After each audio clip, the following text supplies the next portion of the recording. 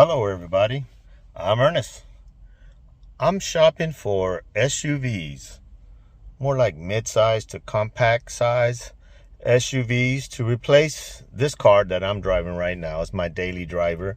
I also have an F-250, but this one here is my daily driver. It's a 2014 Ford Focus standard. It's a standard 5-speed. I call it my anti-theft device because I went to the Hilton one time and they were valet parking, and when I got to my room they called me back down and said, "Sir, can you come back down? Nobody here can drive a standard." But the other day, I don't know if you've seen the little video I made, the little short I made of the hail damage that was done here where I live, and I was able to save my F-250, and I got it underneath the I heard about the hail was coming, and I got in my truck and I went down the street to the gas station, and I just got underneath the cover and the hail just started coming down. It was like orange size, maybe smaller than an orange size hail, and it just destroyed a lot of cars. So I don't know if you can see the window there. It's all cracked all the way across. I'll show you the outside of it.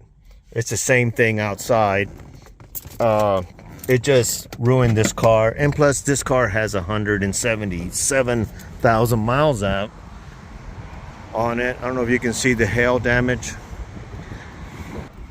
but I come to CarMax because CarMax lets you look at the cars without being bothered, and it has a huge selections of cars. This is the Toyota RAV4. This is probably an upper end one. Yeah, this is a hybrid. I like these, but these are expensive, and they're very nice. I don't know if I want a sunroof because of what just happened to my car, because if it knocked this window out, it's for sure gonna knock the sunroof off. But I kind of wrote off the RAV4s because of their price. I test drove and I almost bought a Pathfinder. These are the Pathfinders here, this white one, and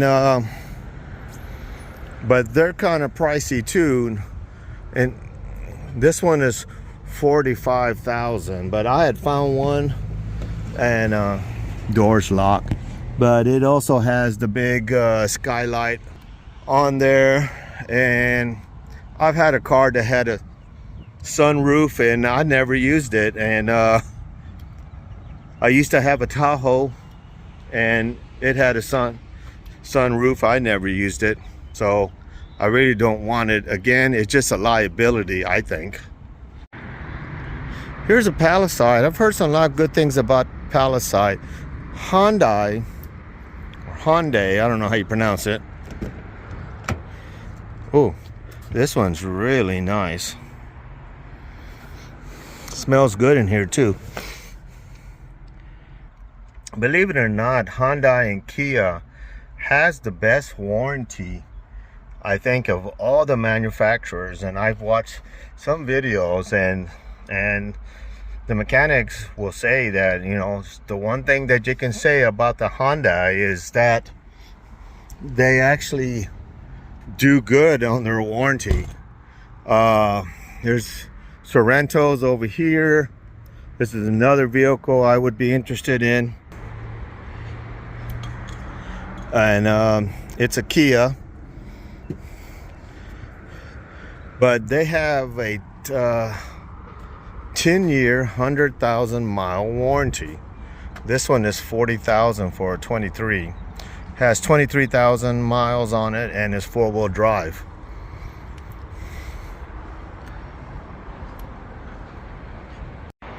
This here is the Pathfinder Rock Creek. This is like their off-road version of it. Has a little bit nicer rims and everything. This one is 38.9. Oh, wait a minute, it says GMC Denali. They put the wrong sticker on it. This is a Pathfinder Rock Creek. Has a V6 and an 8-speed traditional transmission. Now, one of the things that I look for in SUV, now this is a Telluride, so it's a little bigger, is the ability for everything to lay down flat, because I plan to camp in mine, and I want to have enough room so I can sleep in the back and save on hotel rooms, because I'm planning to do that, like what you might have heard as van life or SUV life. I don't know exactly what to call it, but I plan to do some of that. So I need a car big enough where I can sleep in the back. Now this is a Mitsubishi, and I do not trust the Mitsubishi. Not the goodest, the best reliability rating. Now here's another Hyundai. This is a Santa Fe. This one's for $24,000.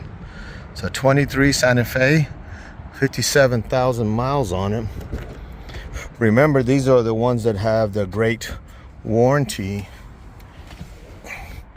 with their cars. And this one's quite large. You can see the seats fold completely flat and would be very adequate for my purposes. So this is a Kia Sportage, but this is the Prestige. So it has a bigger wheels, and I guess the paint scheme and everything, it's a little bit upper scale. This one has that big skylight, which I am afraid of. But it's also a very attractive package. $32,000. No, thank you. One of my favorite small compact SUVs is a CX-5 Mazda. This one here is in a dark navy blue.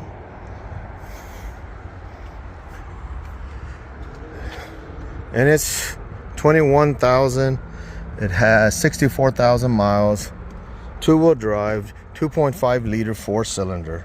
What I like about these Mazdas is they're kind of luxurious inside, and they look and feel made of a higher quality. Just the materials on the inside, all this feels just really nice.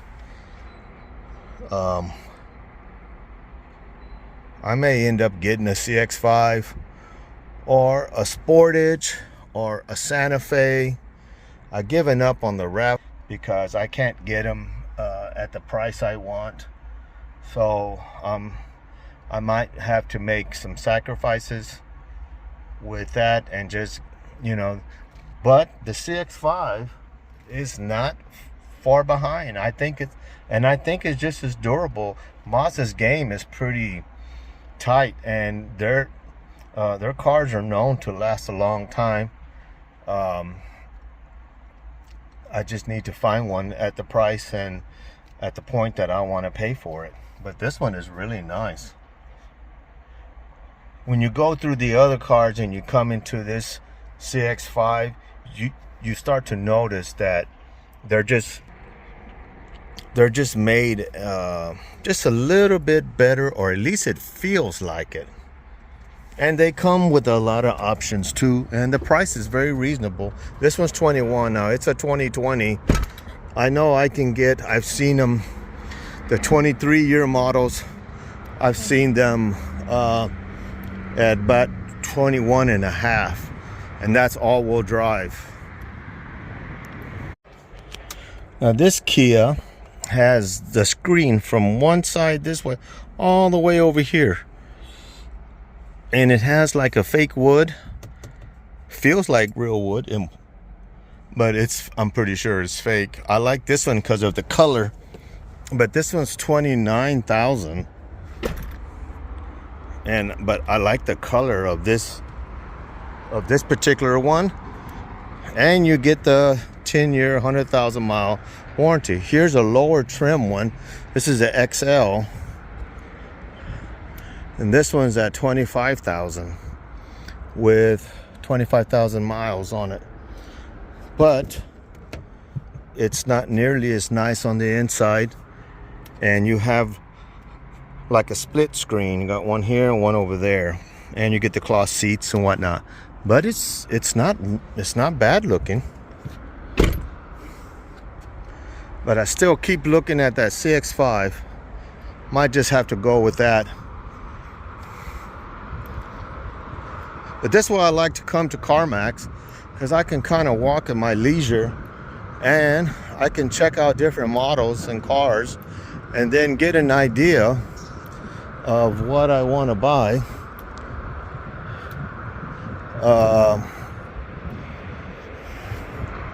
And then I can research and see who gives me the best price.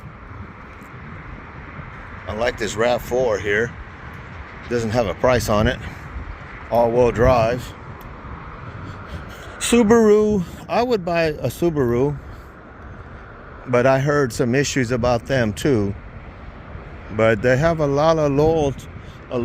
A lot of Subaru drivers will come back. Now this Mazda 630 is a little bit on the small size. I like them, but they're just too small. Now the luxury brands like the Mercedes and the BMWs, like this one here got some big fat tires on it. I like them, but they're just not good cars for long term. The prices to fix them, they break down more often, and the parts are just incredibly high. I would buy a Lexus, but Lexus is kind of like a RAV4. They just don't come down in price. People just know what it is and they really like them. Another CX-5. I keep coming back to the CX-5s. I like white. White is my probably favorite color. Like you can tell, just put your hand on the white car and then put your hand on a dark car. And it's probably about 20-degree difference. So even though Kia has a good warranty, you can't tell the difference in the materials that they use. It's not quite as good as the Mazdas. I keep saying Mazda.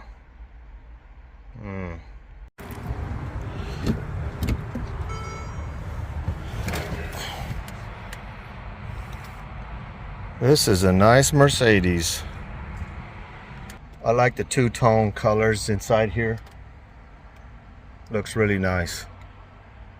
But I wouldn't trust it on a long trip. I just feel that these cars won't hold up, 100,000, 200 like I drive my vehicles. I use my vehicles extensively and daily. And I don't think these are a good car to have out of warranty. 2017 Lexus, it looks better than the new cars. They just hold up so well, but quite pricey. But the good thing about the Lexus, it's a Toyota basically. It's a high-end Toyota. When I closed that door, I could just feel the quality in the car.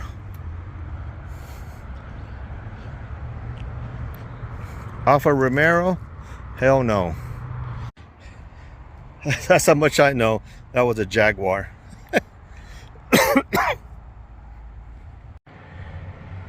Kia Sorento. It's a but at price range. I'm trying to keep the price down around under 25, because it's a car I'm going to use as my daily car. I don't need nothing fancy. Here's another car I've been looking at, the Tucson Hyundai. They want 29 for this one, but this is a limited, so this is the higher end model. It has leather seats and it's got the glass top. Buy one is going to be the SEL model. That one's probably has the most value with all, the options. but this is the limited. Oh look, another white CX-5. This one's probably not as nice because it's got the little rims on it. I can get these at Echo Park for $21,500.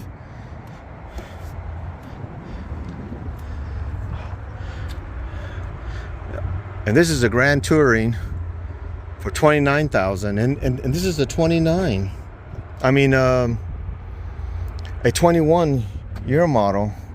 His white seats are dirty, or not dirty. They just show up that way. I wouldn't want white seats if I could avoid it.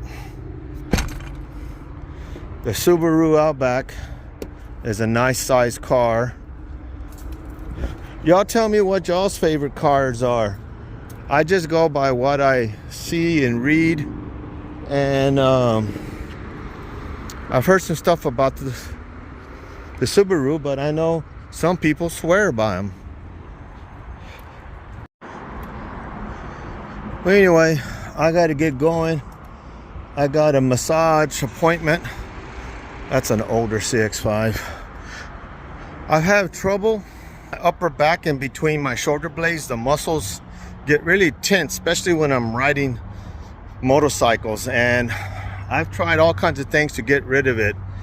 Y'all know any remedies, let me know. I've done acupuncture. I did several massage sessions, but I'm gonna go back to a massage again today and see if I can feel any difference. But it sure takes the joy out of me riding my motorcycle. Anyway, tell me what you think about what would be a great SUV. I'm leaning toward some kind of Hyundai or Kia or the Mazda CX-5. Y'all let me know.